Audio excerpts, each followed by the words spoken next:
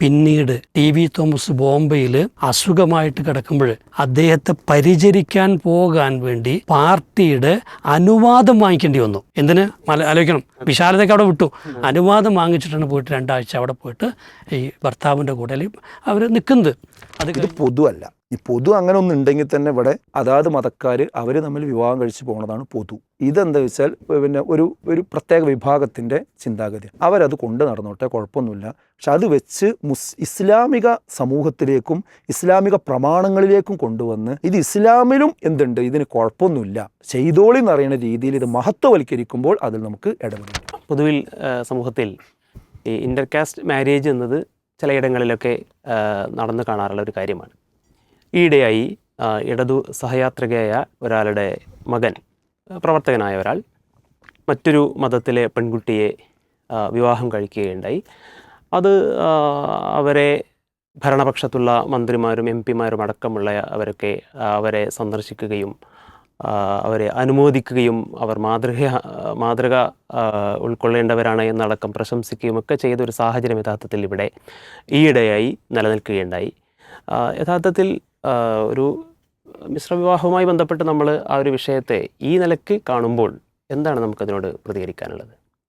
അല്ല, ഈ മിശ്രവിവാഹത്തിൻ്റെ ഒരു ഹിസ്റ്ററി എടുത്ത് പരിശോധിച്ചാൽ നേരത്തെ ഇത് നടക്കുന്നുണ്ട്. പക്ഷേ ഇതൊരു മഹത്വവൽക്കരിക്കുന്ന സ്വഭാവം ഉണ്ടല്ലോ, അതിനെങ്ങനെ ഒരു സെലക്റ്റീവായിട്ട് മഹത്വവൽക്കരിക്കുക, അങ്ങനത്തെ ഒരു സ്വഭാവം തുടങ്ങിയിട്ട് കുറച്ച് കാലമായിട്ടുണ്ട്. അതിൻ്റെ പിന്നിൽ ഉള്ള അജണ്ടയെ നമ്മൾ തുറന്നു കാണിക്കേണ്ടതുണ്ട്. അല്ലാതെ ഇന്ത്യ രാജ്യത്ത് ഇപ്പോൾ വ്യത്യസ്ത മതക്കാരുണ്ട്, വ്യത്യസ്ത രീതിയിൽ ചിന്തിക്കുന്ന ആളുകളുണ്ട്. അവരൊക്കെ ഇപ്പോൾ വിവാഹത്തിൻ്റെ കാര്യത്തിൽ അങ്ങനെ പിന്നെ മിശ്രവിവാഹവും കാര്യമായിട്ട് കുടുംബമായിട്ട് ജീവിച്ചു പോകുന്നതിൽ കയറി ഇടപെട്ട് അവിടെ യുദ്ധം ഉണ്ടാക്കാനും നമ്മളാരും എന്ത് ചെയ്യുന്നില്ല, ഉദ്ദേശിക്കുന്നില്ല. അതിനൊക്കെ പറ്റുന്ന രാജ്യം തന്നെയാണ് ഇന്ത്യ. പക്ഷേ സെലക്റ്റീവായിട്ട് ചില മിശ്രവിവാഹങ്ങൾ മഹത്വവൽക്കരിക്കുകയും ചിലത് കണ്ടില്ലെന്ന് നടിക്കുകയും ചിലത് ബോധപൂർവം പ്രശ്നവൽക്കരിക്കുകയും അവസാനം ഇതിൻ്റെയൊക്കെ പരിക്ക് ഇവിടെയുള്ള ഒരു മുസ്ലിം സമുദായത്തിന് തലയിലേക്ക് വരികയും അവർ ഇതിനൊക്കെ വിശദീകരണം പറയുകയും ചെയ്യേണ്ടി വരുന്ന ഒരു സാഹചര്യം പലപ്പോഴും എന്തെങ്കിലുണ്ട് ഉണ്ടാവും. അതുകൊണ്ട് ചില കാര്യങ്ങൾ ഈ വിഷയത്തിൽ നമുക്ക് പറയേണ്ടതുണ്ടെന്നാണ് എനിക്ക് പറയാനുള്ളത്. പിന്നെ ഇത് സാർവത്രികമാക്കി കൊണ്ടുവരാനും ഇത് നോർമലൈസ് ചെയ്യാനും ഇത് മഹത്വവൽക്കരിക്കാനും വേണ്ടി ശ്രമങ്ങൾ തുടങ്ങിയിട്ട് കുറച്ചായി. 2008 വിവാദം ഉണ്ടായത് ഓർമ്മയില്ല മാഷ്ക്ക്? അതായത് നമ്മളെ മതമില്ലാത്ത ജീവൻ എന്ന പുസ്തകത്തിൻ്റെ വിവാദം. ആ വിവാദത്തിൻ്റെ സമയത്തുണ്ടായിരുന്ന 2ാമത്തെ വിവാദമായിരുന്നു മിശ്രവിവാഹവുമായി ബന്ധപ്പെട്ട വിവാദം. അതായത് ആ പുസ്തകത്തിൽ തന്നെ, ആ പ്രമാദമായ പുസ്തകത്തിൽ തന്നെ ഇതുണ്ടായിരുന്നു. ഈ മിശ്രവിവാഹം എന്ന് പറയുന്നത് അന്തമാൻ നിക്കോബാർ ദ്വീപുകളിലൊക്കെ വളരെ സാർവത്രികമായി നടക്കുന്നതാണ്, മുസ്ലിങ്ങൾക്കിടയിലും മറ്റുള്ള ആളുകൾക്കിടയിലൊക്കെ എന്നൊക്കെ പറഞ്ഞിട്ട് അതിനൊരു തെളിവായി കൊണ്ടുവന്ന് അവതരിപ്പിച്ചു. അതിന് മറുവാദങ്ങളൊക്കെ അന്ന് തുടങ്ങിയിട്ടുണ്ട്. അത് പാഠപുസ്തകത്തിലാണ് വരുന്നത്, കുട്ടികൾക്കാണ് പഠിപ്പിക്കുന്നത്. അപ്പം അങ്ങനെ അത് ഏതിലാണ് കൊണ്ടുവരുന്നത്? മതമില്ലാത്ത ജീവൻ എന്നുള്ള ഭാഗത്താണ് എന്ത് ചെയ്യുന്നത്, കൊണ്ടുവരുന്നത്. അപ്പം ഇത് ഈ മതമില്ലാത്ത ജീവനും ഈ മിശ്രവിവാഹവും തമ്മിൽ അഭേദ്യമായ ബന്ധമുണ്ട് എന്നതിൻ്റെ നേർക്കാഴ്ച കേരളത്തിൽ കാണാൻ തുടങ്ങിയിട്ട് ഇപ്പോഴൊന്നുമല്ല, 2008 മുതൽ നമ്മുടെ ശ്രദ്ധയിലാണ്. അന്ന് വിദ്യാഭ്യാസ മന്ത്രി MA ബേബി ആയിരുന്നു. അപ്പോൾ ആ കാര്യം കൂടി നമ്മൾ എന്ത് ചെയ്യണം, പ്രത്യേകം ശ്രദ്ധിക്കണം. മറ്റൊന്ന്, ഈ സിനിമകൾ, സീരിയലുകൾ, അതുപോലെ നോവലുകൾ, ഈ പറഞ്ഞ മാതിരി ഗവൺമെൻറ്, പിന്നെ മന്ത്രിമാർ, ജനപ്രതിനിധികൾ, ഇവരൊക്കെ ഇത് ഇങ്ങനെ ഷോക്കേസ് ചെയ്ത് വലിയ സംഭവമാക്കി കൊണ്ടുവരുന്നത് ഇപ്പോൾ ഈ അടുത്താണ് എന്ത് ചെയ്തിട്ടുള്ളത്, ഈ സോഷ്യൽ മീഡിയ വന്നപ്പോൾ കുറച്ചും കൂടി വ്യാപകമായി. അപ്പോൾ ഇവിടെ ഉയർന്നു വരാറുള്ള ചില വിവാദങ്ങൾ എന്താണെന്ന് വെച്ചാൽ, ഒന്ന്, ഇപ്പോൾ ഒരു ഹിന്ദു മതത്തിലോ ക്രിസ്തു മതത്തിലോ പെട്ട ഒരു സ്ത്രീ, പുരുഷൻ മുസ്ലിം, ഇങ്ങനെ ആയിക്കഴിഞ്ഞാൽ അതെന്തായി, ലവ് ജിഹാദായി. അതിനവിടെ എന്ത് ചെയ്യണം, മുസ്ലിങ്ങൾ മറുപടി പറയണം. ആ രീതിയിലാണ് എന്ത് ചെയ്യുക, അതിനെ ആഖ്യാനിച്ചു കൊണ്ടുവരിക. എന്നാൽ നേരെ തിരിച്ചാണെങ്കിലോ, മുസ്ലിം സ്ത്രീ, അവൾ മഫ്തിയും പർദ്ദയൊക്കെ ഇട്ട് വളരെ ഉഷാറായിട്ട് അവൾ നിൽക്കുന്നു. ഇപ്പുറത്ത് വേറൊരു മതസ്ഥൻ ആ മതത്തിൻ്റെ എല്ലാ ആടയാഭരണങ്ങളും അണിഞ്ഞുകൊണ്ട് അവരും നിൽക്കുന്നു. ഇങ്ങനെയാണ് വിവാഹം നടക്കുന്നത് എങ്കിൽ അത് മുസ്ലിം സ്ത്രീകളെ അടിച്ചമർത്തിയതിൽ നിന്ന് അവരെ സ്വതന്ത്രരാക്കുന്നതിൻ്റെ ഒരു അടയാളമായിക്കൊണ്ട്, ഒരു വിമോചനത്തിൻ്റെ സ്വാതന്ത്ര്യത്തിൻ്റെ അടയാളമായിക്കൊണ്ട് മഹത്വവൽക്കരിക്കുന്ന ഒരവസ്ഥ. അപ്പോൾ അവിടെ ലവ് ജിഹാദിൻ്റെ ആരോപണം അവിടെ വരില്ല. അപ്പോൾ ഇതാണ് സെലക്റ്റീവായിട്ട് ഈ വിഷയത്തെ എന്ത് ചെയ്യുന്നുണ്ട്, കാണുന്നുണ്ട് എന്നുള്ളതിൻ്റെ ഒരു പ്രധാനപ്പെട്ട തെളിവായിട്ട് നമുക്ക് പറയാനുള്ളത്. അപ്പോൾ ഇവിടെ ഇപ്പോൾ ഇന്ത്യ രാജ്യത്ത് ഹൈന്ദവരും ക്രൈസ്തവരും മുസ്ലിങ്ങളും മറ്റു മതക്കാരും ഉണ്ട്. ഏത് മതത്തിലാണെങ്കിലും മതത്തിൽ വിശ്വസിക്കുന്നവരോടൊക്കെ ഒരു കാര്യം നമുക്ക് പറയാനുണ്ട്. ഈ മിശ്ര വിവാഹത്തെ അത്ര നിഷ്കളങ്കമായി മതസമൂഹം കാണേണ്ടതില്ല. അത് കാരണം എന്താണെന്ന് വെച്ചാൽ അത് ഞാൻ നേരത്തെ പറഞ്ഞ പോലെ മതമില്ലാത്ത ജീവനിലേക്കുള്ള അഥവാ ഒരു മതരഹിത സമൂഹം ഭാവിയിൽ ഉണ്ടാകാൻ വേണ്ടിയുള്ള ഒരു സ്റ്റെപ്പിംഗ് സ്റ്റോണാണ് യഥാർത്ഥത്തിൽ ഈ മിശ്ര വിവാഹം എന്ന് പറയുന്നത്. അത് അല്പം കൂടി വിശദീകരിച്ച് പറഞ്ഞാൽ ഈ മിശ്ര വിവാഹത്തെ പ്രൊമോട്ട് ചെയ്യുന്ന ആളുകൾ പറയാറുള്ള ഒരു ക്രൈറ്റീരിയ ഉണ്ട്. എന്ത്? നിങ്ങൾ 2 മതത്തിൽപ്പെട്ട ആളുകൾ വിവാഹം കഴിച്ചു കഴിഞ്ഞാൽ നിങ്ങൾ മതം മാറരുത്, നിങ്ങൾ അങ്ങനെ തന്നെയാണ് എന്ത് ചെയ്യേണ്ടത്, ജീവിച്ചു പോകേണ്ടത്. അതെന്തിനാണ് അങ്ങനെ പറയുന്നതെന്ന് ചോദിച്ചാൽ, ഇപ്പോൾ ഒരു ഹിന്ദു പുരുഷനും ഒരു മുസ്ലിം സ്ത്രീയാണ് കല്യാണം കഴിച്ചു, കുട്ടികളുണ്ടായി. അപ്പോൾ അവർ മുന്നോട്ട് പോകുമ്പോൾ ഫസ്റ്റത്തെ കുട്ടി ഉണ്ടാകുന്ന അന്ന് തന്നെ ആദ്യത്തെ ചോദ്യം വന്നു, ഈ കുട്ടിക്ക് ഏത് പേരിടണം? അപ്പോൾ തീരുമാനമായി രണ്ടാളുടെയും ഏതെങ്കിലും ഒരു മതത്തിൻ്റെ ഇട്ടാൽ എന്തായി, പാർഷ്വാലിറ്റി ആയല്ലോ. അപ്പോൾ ആ കുട്ടിക്ക് 2 മതവും അല്ല എന്ന് തോന്നുന്ന ഒരു പേരിടണം. ഈ കുട്ടി ഏതൊക്കെ വസ്ത്രം ധരിക്കണം, 2 മതത്തിൻ്റെയും ഒരു അടയാളം പാടില്ല. അത് വളരെ കറക്റ്റായിരിക്കും, വേറെ എന്തോ ആവാം. ഈ കുട്ടി ഇനി ചെറുപ്പത്തിൽ മതപഠനം എല്ലാ മതത്തിലും ഉണ്ടല്ലോ, മതം പഠിക്കണോ? ഈ 2 മതം എന്തായാലും പഠിക്കാൻ പാടില്ല, കാരണം അവിടെ പ്രശ്നം വരാം. അപ്പോൾ ആ കുട്ടി അവിടുന്ന് മുന്നോട്ട് പോയി. അപ്പോൾ ചുരുക്കി പറഞ്ഞാൽ പിന്നെ അവസാനം ഒരു ധാരണയിലെത്തുന്നത്, ഇവന് 18 വയസ്സാവുമ്പോൾ അവൻ്റെ ഇഷ്ടപ്രകാരം അവൻ എന്ത് ചെയ്യട്ടെ, മതം തിരഞ്ഞെടുക്കട്ടെ. ഇനി മതമില്ലാത്തവനായിട്ടാണ് അവൻ ജീവിക്കുന്നതെങ്കിൽ അങ്ങനെയും ആവട്ടെ. അപ്പോൾ എന്തായി, ഭയങ്കര സോഷ്യലിസത്തിൻ്റെ ആൾക്കാരാണ്. യഥാർത്ഥത്തിൽ ഒരു 18 വയസ്സ് വരെ ഒരു കുട്ടി ചെറുപ്രായത്തിൽ പഠിച്ചെടുക്കേണ്ട മതപരമായ വിദ്യാഭ്യാസം പഠിക്കാൻ കഴിയാതെ പോയി കഴിഞ്ഞാൽ 18 വയസ്സാകുമ്പോൾ സ്വാഭാവികമായിട്ടും അവൻ തിരഞ്ഞെടുക്കുക ഒരു മതരഹിത ജീവിതമാണ് തിരഞ്ഞെടുക്കുക. അപ്പോൾ വളരെ ക്ലിയർ ആയിട്ട് എന്ത് ഉണ്ടായി, ഒരു മതമില്ലാത്ത ഒരു ജീവൻ, മതമില്ലാത്ത ഒരു കുട്ടി ഒരു വീട്ടിൽ ഉണ്ടായി. അതേപോലെ വേറൊരു വീട്ടിൽ മതമില്ലാത്തൊരു പെൺകുട്ടി ഉണ്ടായി. പിന്നെ ആ മതമില്ലാത്ത പെൺകുട്ടിയും ഈ മതമില്ലാത്ത ആൺകുട്ടിയും തമ്മിലാണ് പിന്നീട് വിവാഹം നടക്കുക. അതിലുണ്ടാകുന്ന കുട്ടി വളരെ വളരെ ക്ലിയർ ആയിട്ട് മതമില്ലാത്ത ആളായി ഫസ്റ്റ് ഡേ മുതൽ തന്നെ ആയി. ഇതാണ് ഇവിടെ സംഭവിക്കാൻ പോകുന്നത്. അപ്പോൾ അതുകൊണ്ട് അത് വളച്ച് കെട്ടി പിന്നെ എന്ത് ചെയ്യേണ്ടതില്ല, പറയേണ്ടതില്ല. ഇത് ഞാൻ ആരോടാ പറയുന്നതെന്നറിയോ, മതസമൂഹങ്ങളോടാണ് പറയാനുള്ളത്.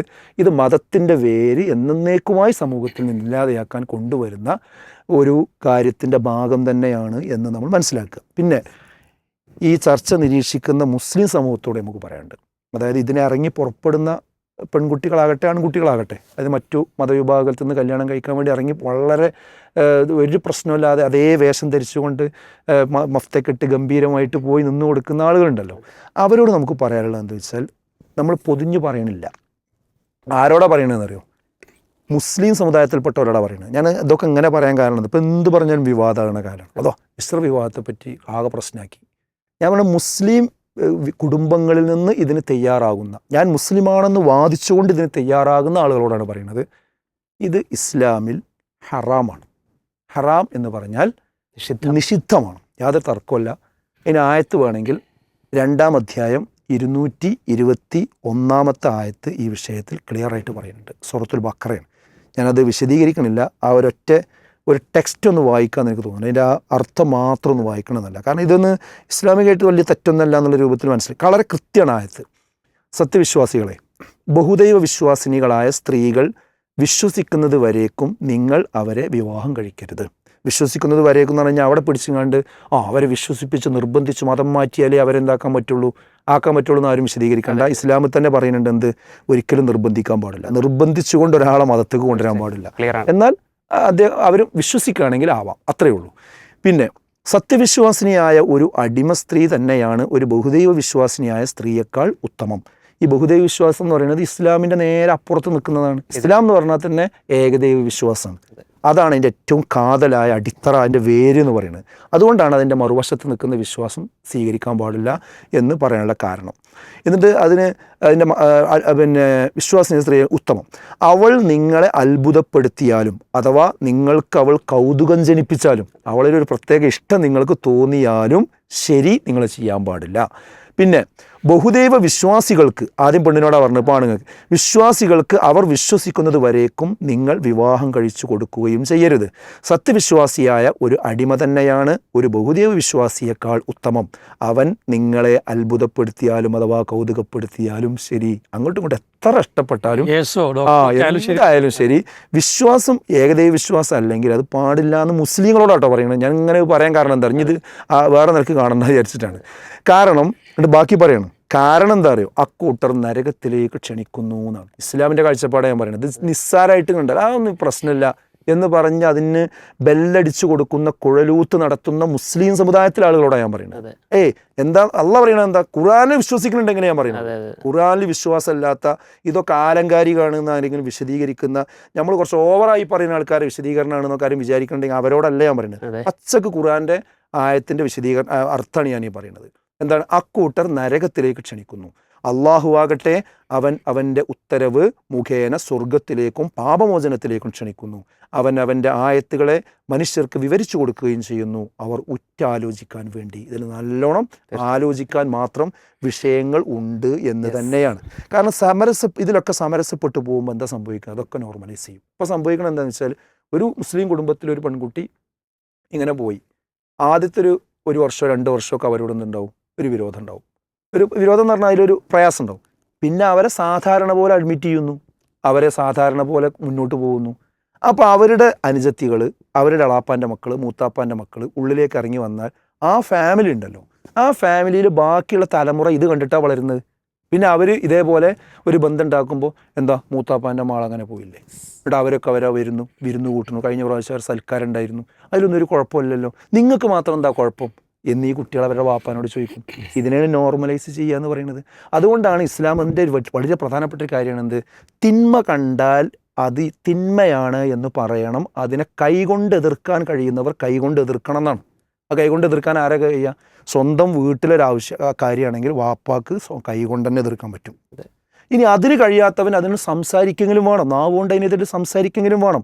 അതിനും കഴിയാത്തവൻ മനസ്സുകൊണ്ട് ആ തിന്മയോട് വെറുപ്പെങ്കിലും പ്രകടിപ്പിക്കണം. ഇത് ഇസ്ലാമിൻ്റെ പൊതുതത്വമാണ്.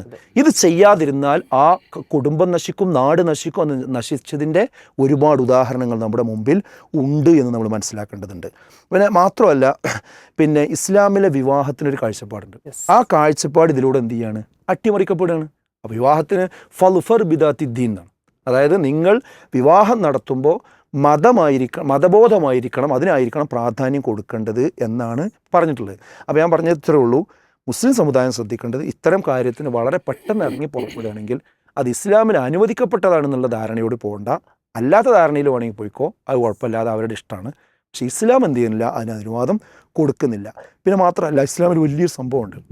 ഭാര്യാഭർത്താക്കന്മാർ ലൈംഗിക ബന്ധത്തിൽ ഏർപ്പെടുമ്പോൾ ഓരോ ദിവസവും അവർക്ക് എന്ത് കിട്ടുന്നുണ്ട്? അതിന് പുണ്യം കിട്ടുന്നുണ്ട്.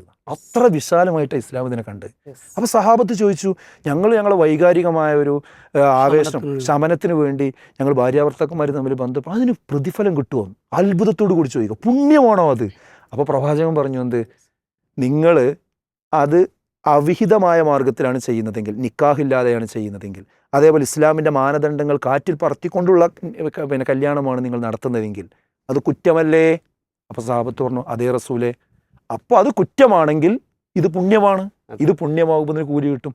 അപ്പോൾ ഈ മിശ്രവിവാഹിതരായി ജീവിക്കുന്ന മുസ്ലിം കമ്മ്യൂണിറ്റിപ്പെട്ട ആളുകൾ ആലോചിക്കേണ്ടത്, അവർ ഓരോ രാത്രിയും അവരുടെ പങ്കാളിയോട് ബന്ധപ്പെടുമ്പോൾ അത് കുറ്റമാണ് അവർക്ക് കിട്ടുന്നത് ഇസ്ലാമിൻ്റെ കണ്ണിൽ. ഞാൻ അങ്ങനെ ഇത് പറയാൻ കാരണം എന്താ അറിയോ? ഇതൊക്കെ വലിയ പ്രശ്നമാകും, അത് ആക്ഷേപിച്ചു പറഞ്ഞുണ്ട്. അതുകൊണ്ടാണ് ഞാൻ ഇസ്ലാമിൻ്റെ കണ്ണ്, അത് പറയാനുള്ള അവകാശം നമുക്കുണ്ട്. അതിന് സർട്ടിഫിക്കറ്റ് ആരും വേണ്ട. ഇസ്ലാമിൽ ഖുർആനിലും സുന്നത്തിലും ഉള്ളത് ആ കമ്മ്യൂണിറ്റിനോട് പറയാൻ എന്ത് വേണ്ട? ഒരു സർട്ടിഫിക്കറ്റ് ആരും വേണ്ട. അതുകൊണ്ടാണ് ഞാനത് വളരെ കൃത്യമായിട്ട് പറഞ്ഞു പോണത്. പിന്നെ ഇത് വിശദീകരിക്കാനും ഇതിന് മറുപടി പറയാനും ശ്രമിച്ചു കഴിഞ്ഞാൽ നിങ്ങൾ ഞങ്ങളെ ആക്ഷേപിച്ചു, മിശ്രവിവാഹിതരെ ആക്ഷേപിച്ചു എന്ന് പറയുന്ന രീതി എന്തല്ല, ഒരിക്കലും ശരി. നമ്മൾ ആരെയും ആക്ഷേപിക്കണില്ല. ഇസ്ലാമിലുള്ളത് ഏതാണ്, ഇല്ലാത്ത ഏതാണ് എന്ത് ചെയ്യുന്നുണ്ട്, കൃത്യമായിട്ട് പറയുന്നുണ്ട്. പിന്നെ ഇത് ലിബറൽ സമൂഹം ആയിട്ടുള്ള ടീം ഇവിടെ ഉണ്ട്. അവരോട് നമുക്ക് പറയാനുള്ള ഒറ്റ കാര്യമുള്ളൂ, എന്താണ്, ഇതാണ് പൊതു എന്ന് പറയരുത്. ഇതാണ് പൊതുവൽക്കരിക്കുക. പൊതുവൽക്കരിച്ച് കഴിഞ്ഞാൽ പിന്നെ നിങ്ങൾ ആരും ഇതിനെ വിമർശിക്കാൻ പാടില്ല. ഇത് പൊതുവല്ല. ഈ പൊതു അങ്ങനെ ഒന്നുണ്ടെങ്കിൽ തന്നെ ഇവിടെ അതാത് മതക്കാർ അവർ തമ്മിൽ വിവാഹം കഴിച്ച് പോകുന്നതാണ് പൊതു. ഇതെന്താ വെച്ചാൽ പിന്നെ ഒരു പ്രത്യേക വിഭാഗത്തിൻ്റെ ചിന്താഗതി. അവരത് കൊണ്ട് നടന്നോട്ടെ, കുഴപ്പമൊന്നുമില്ല. പക്ഷെ അത് വെച്ച് ഇസ്ലാമിക സമൂഹത്തിലേക്കും ഇസ്ലാമിക പ്രമാണങ്ങളിലേക്കും കൊണ്ടുവന്ന് ഇത് ഇസ്ലാമിലും എന്തുണ്ട്, ഇതിന് കുഴപ്പമൊന്നുമില്ല, ചെയ്തോളി എന്നറിയുന്ന രീതിയിൽ ഇത് മഹത്വവൽക്കരിക്കുമ്പോൾ അതിൽ നമുക്ക് ഇടപെടേണ്ടി വരും. അത്രേ ഉള്ളൂ. യഥാർത്ഥത്തിൽ ഒരു സാമൂഹിക പരിവർത്തനത്തിന് വേണ്ടി എന്ന നിലയ്ക്കൊക്കെ ഇതുമായി ബന്ധപ്പെട്ട് ന്യായീകരണങ്ങൾ പറയപ്പെടാറുണ്ട്. എത്രത്തോളം ആത്മാർത്ഥവും പ്രായോഗികമാണ് ഈ കാര്യം? അല്ല, മിശ്രവിവാഹം എന്ന ഈ പദപ്രയോഗം തന്നെ തെറ്റാണ്. അത് കാപഢ്യവുമാണ് എന്നാണ് ഞാൻ പറയുന്നത്. കാരണം രണ്ടു മതങ്ങൾ ഉണ്ടാകുന്നത് തന്നെ അവയ്ക്കിടയിൽ പരസ്പരം ചില കാര്യങ്ങൾ ഒത്തുതീർപ്പിലെത്താത്തതുകൊണ്ടാണ്. ആശയപരമായിട്ടുള്ള ചില വൈജാത്യങ്ങളും വിഭിന്നതകളും ഉള്ളതുകൊണ്ടാണ്. അതായത് ചില്ലറയല്ല, അതിൻ്റെ വിശ്വാസത്തിൽ, അതിൻ്റെ കർമ്മങ്ങളിൽ, ആചാരങ്ങളിൽ, ദൈവസങ്കല്പത്തിൽ, ഇതിലൊക്കെ ഉണ്ടാവും. അപ്പോൾ ഇത്രയും വ്യത്യസ്തമായിട്ടുള്ള രണ്ട് മതങ്ങൾക്കിടയിൽ നിന്ന് രണ്ടാളുകൾ പിന്നെ അത് കല്യാണം കഴിക്കുക, അത് എന്നിട്ടൊരു മിശ്ര വിവാഹമാണ് എന്ന് പറയുമ്പോൾ ഈ രണ്ട് മതങ്ങൾക്കകത്തുമുള്ള ആചാരങ്ങൾ ഇത് അംഗീകരിക്കണല്ലോ, ആശയപരമായിട്ട് യോജിക്കാൻ പറ്റണ്ടേ. അപ്പോൾ അതില്ല എന്നുള്ളത് വ്യക്തമാണ്. അതുകൊണ്ട് തന്നെ ആ പദപ്രയോഗത്തിൽ ഒരു കാപഢ്യമുണ്ട് എന്നുള്ളത് വ്യക്തമാണ്. രണ്ടെന്താ വെച്ചാൽ, ഈ മതങ്ങളുടെ അടിസ്ഥാന ദർശനങ്ങളെ ഉൾക്കൊള്ളാത്തവരാണെങ്കിൽ അവർ പിന്നെ ഈ മതത്തിൻ്റെ ഒരു ലേബൽ വെറുതെ ഉപയോഗിക്കേണ്ട, അവരാ നിലയ്ക്കത് വിട്ടു എന്ന് പറഞ്ഞിട്ട് കല്യാണം കഴിക്കുക എന്നുള്ളത്. അപ്പോൾ ഈ ആഘോഷിക്കുന്നവരുടെ ഒരു കാപഢ്യം എന്ന് പറയുന്നത് ആ കുട്ടി മുസ്ലിമാണ്, ഈ കുട്ടി ഹിന്ദുവാണ്, അല്ലെങ്കിൽ ഓൻ ഹിന്ദുവാണ്, ഇവള് മുസ്ലിമാണ് എന്ന് വളരെ ബോധപൂർവം പറയുകയും ഇത് വലിയ ഒരു വിശാലമായൊരു സാമൂഹ്യ മാറ്റത്തിനുള്ള തുടക്കമാണ്, ആഘോഷിക്കപ്പെടേണ്ടതാണ് എന്നൊക്കെ പറയുമ്പോൾ ഈ പറയുന്ന അടിസ്ഥാന യാഥാർത്ഥ്യങ്ങളെ നിഷേധിക്കുകയും ഒരു കാപഢ്യത്തിൻ്റെ ലോകത്തേക്ക് ആളുകൾ കൊണ്ടുപോവുകയാണ്. അതുകൊണ്ട് അതിൻ്റെ ആവശ്യമില്ല. ഒന്നുകിൽ ഒരു രണ്ടാളൊന്നിലേക്ക് മാറിക്കോട്ടെ, എന്നിട്ടാവാം, അല്ലെങ്കിൽ രണ്ടും വിട്ടോട്ടെ, എന്നിട്ട് എന്താണ് ഞങ്ങൾ വിവാഹിതരായെന്ന് പറഞ്ഞാൽ ഒരു തെറ്റുമില്ല. അപ്പോൾ ആ ഗ്ലോറിഫിക്കേഷനാണ് ഒന്ന്. കാരണം ഒന്ന് ആലോചിച്ച് നോക്കുമ്പോൾ നമ്മൾ ഈ വിവാഹവും മരണവും ഇത് ഒരു ഏത് മതവിശ്വാസിയെ സംബന്ധിച്ചോളം പ്രധാനപ്പെട്ട രണ്ട് കാര്യങ്ങളാണ്. അതിനൊരു പവിത്ര ഇതുണ്ട്. കാരണം വിവാഹം എന്ന് പറയുന്നത് ഒരു കുടുംബത്തിൻ്റെ അല്ലെങ്കിൽ ആ ഒരു മതസമൂഹത്തിൻ്റെ പോലും തുടർച്ചയുടെ ഒന്നാണ്. മരണം എന്ന് പറയുന്നത് അവരെ സംബന്ധിച്ചോളം ദൈവത്തിലേക്കുള്ളൊരു മടക്കമാണ്. അപ്പോൾ ഈ രണ്ട് കാര്യങ്ങളിലും അതിന് ചില കർമ്മങ്ങൾ അല്ലെങ്കിൽ രീതിശാസ്ത്രങ്ങളൊക്കെ ഉണ്ട്. അപ്പോൾ ഞാൻ ചോദിക്കുകയാണ്, ഇപ്പോൾ ഒരു ഹിന്ദുവിൻ്റെ വീട്ടിലൊരു മരണം നടന്നു, അവിടെ പോയിട്ട് മുസ്ലിങ്ങളൊക്കെ കൂടെ പോയിട്ട് മുസ്ലിം ആചാരപ്രകാരം ഇതൊക്കെ ചെയ്യുക, കർമ്മങ്ങൾ ചെയ്യാൻ നിൽക്കുക, അത് വിശാലതയാണ്? ആരെങ്കിലും അംഗീകരിക്കുമോ? വലിയ കലാപം ഉണ്ടാവില്ല അവിടെ. അപ്പോൾ അതിനെ വിശാലതയായിട്ട് ആരും അംഗീകരിക്കുന്നില്ല. കാരണം എന്താണ്? അവർക്ക് അവരുടേതായ മതാചാരങ്ങളുണ്ട്, അതനുസരിച്ച് ആ മോക്ഷം കിട്ടുള്ളൂ. ഒരു മുസ്ലിമിനെ സംബന്ധിച്ചോളം അതുണ്ട്. അപ്പോൾ അത്തരത്തിൽ ഒരു പ്രാമാണികമായി തന്നെ പവിത്രമായി കരുതപ്പെടുന്നൊരു സാധനത്തെ ഈ രീതിയിൽ ഒരു കളിയാക്കലിലേക്ക് കൊണ്ടുവന്ന് ഒരു രജിസ്റ്റർ ഓഫീസ് പോയിട്ട് എന്താണ് നടത്തി കഴിഞ്ഞാൽ അതെന്ത് ചെയ്തു, വാലിഡായി എന്ന് പറയേണ്ട ആവശ്യമില്ല. അത് വാലിഡാകും ഇന്ത്യൻ നിയമം അനുസരിച്ചുകൊണ്ട്, ഇവിടുത്തെ സെക്യുലർ രീതി അനുസരിച്ചുകൊണ്ട്, ഭരണഘടന അനുസരിച്ചുകൊണ്ട് ആർക്കും അത്തരത്തിൽ വിവാഹിതരാകാനുള്ള അവകാശമുണ്ട്. അത് നമ്മൾ ആരും നിഷേധിക്കില്ല. അവർ പോയിട്ട് ചെയ്തൊക്കെ, പക്ഷെ മതമായിട്ട് തന്നെ കൂട്ടിക്കെട്ടാൻ വേണ്ടിയിട്ട് വരരുത്. ഞാൻ ചെറിയൊരു സംശയം ചോദിക്കുകയാണ്. ഇവിടെ രാഷ്ട്രീയം മാറലാണോ മതം മാറലാണോ കൂടുതലുള്ളത്? അപ്പോൾ നിങ്ങൾ ഇപ്പോൾ ഇന്നത്തെ ഇന്ത്യൻ വ്യവസ്ഥയിൽ പ്രത്യേകിച്ചും ഒരാൾ മതം മാറണമെങ്കിൽ അദ്ദേഹത്തിന് കൃത്യമായിട്ട് കുറേ പ്രൊസീജിയേഴ്സ് ഫോളോ ചെയ്യേണ്ടതുണ്ട്. സർട്ടിഫിക്കറ്റ് ഹാജരാക്കണം, എന്നിട്ട് ഇയാളെ പേര് മാറ്റണം, മതം മാറ്റണം. ഇപ്പം പുതിയ പല സ്റ്റേറ്റുകളിലെയും നിയമം അനുസരിച്ച് എന്ത് ചെയ്യണം, ഡിക്ലറേഷൻ വരെ ആദ്യം കൊടുക്കണം. എന്നാൽ ഒരു രാഷ്ട്രീയ പാർട്ടി മാറാനോ ഒന്നും വേണ്ടല്ലോ, അല്ലേ? ഒരു ദിവസം മാറാം. അപ്പോൾ ഇവിടെ ഫേസ്ബുക്ക് പോസ്റ്റ് മതി, അത് മതി.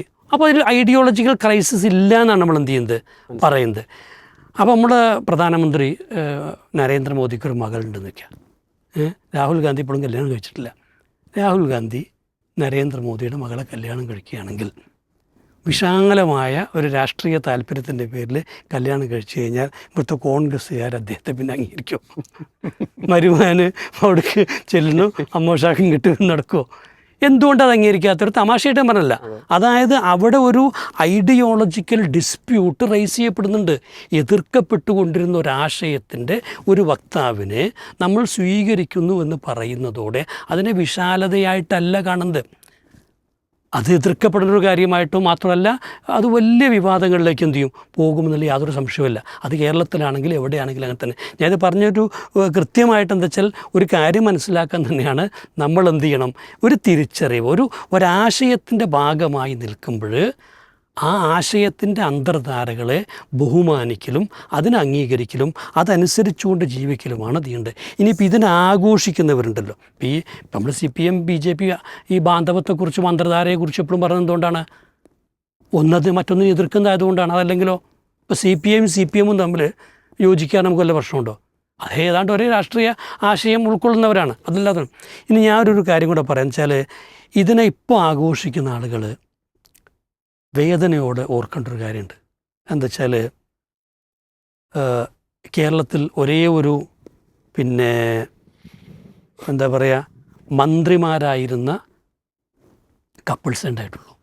അത് ഗൗരി ഉമ്മയും TV തോമസുമാണ്. 957 ആണ് അവരുടെ വിവാഹം നടക്കുന്നത്. 964 കമ്മ്യൂണിസ്റ്റ് പാർട്ടി പിളർന്നു. അപ്പം TV തോമസ് CPIയിലേക്കും ഗൗരിയമ്മ CPMൻ്റെ പക്ഷത്തും നിന്നു. സ്വാഭാവികമായും ഇത് പാർട്ടി സമ്മർദ്ദത്തിന് കാരണമായി. അങ്ങനെ ഒറ്റ വർഷം കഴിയുമ്പോൾ അതവരുടെ വ്യക്തിബന്ധത്തെ ബാധിക്കുകയും അങ്ങനെ ഒരു ഡൈവേഴ്സായിട്ട് മാറുകയും ചെയ്തു. പിന്നീട് TV തോമസ് ബോംബെയിൽ അസുഖമായിട്ട് കിടക്കുമ്പോൾ അദ്ദേഹത്തെ പരിചരിക്കാൻ പോകാൻ വേണ്ടി പാർട്ടിയുടെ അനുവാദം വാങ്ങിക്കേണ്ടി വന്നു. എന്തിന് ആലോചിക്കണം, വിശാലതയ്ക്ക് അവിടെ വിട്ടു. അനുവാദം വാങ്ങിച്ചിട്ടാണ് പോയിട്ട് 2 ആഴ്ച അവിടെ പോയിട്ട് ഈ ഭർത്താവിൻ്റെ കൂടെ അവർ നിൽക്കുന്നത്. അത് കഴിഞ്ഞവർ വന്നു. മരണശേഷം തൻ്റെ വീട്ടിലേക്ക്, എന്താണ് ആ സ്ഥലത്തിൻ്റെ പേര്, ചാത്തനാട്ടിലെ വീട്ടിലേക്ക് കൊണ്ടുവരണമെന്ന് ഗൗരിയമ്മക്ക് ആഗ്രഹം ഉണ്ടായിരുന്നു. പക്ഷെ അത് തടയപ്പെട്ടു എന്നാണ് അവരുടെ വാക്കുകളിൽ നമുക്ക് എന്ത് ചെയ്യുന്നത് മനസ്സാക്കാൻ കഴിയുന്നത്. അപ്പോൾ ഇത്ര മാത്രമല്ല, പിൽക്കാലത്ത് 10-30 വർഷത്തിലേറെ അവർ എന്ത് ചെയ്തിട്ടുണ്ട്, വിധവയായി ജീവിച്ചിട്ടുണ്ട്. തൻ്റെ തീരുമാനം തെറ്റായിരുന്നുവെന്ന് അവർ ഖേദത്തോടെ പറഞ്ഞിട്ടുണ്ട്. എനിക്ക് കുറച്ചുകൂടെ ഒന്ന് ഒരു എന്താ ആപമായിരുന്നു എന്നുകൊണ്ട്. അപ്പോൾ ആ ഒരു വിശാലത എന്തുകൊണ്ട് പാർട്ടി ആശയങ്ങൾ CPMും CPIയും ഒക്കെ വിശ്വസിക്കുന്ന മാർക്സിസത്തിലും ലെനിനിസത്തിലും ഏംഗൽസിലും ദാസ് ക്യാപിറ്റലിലും ഒക്കെ തന്നെയല്ലേ.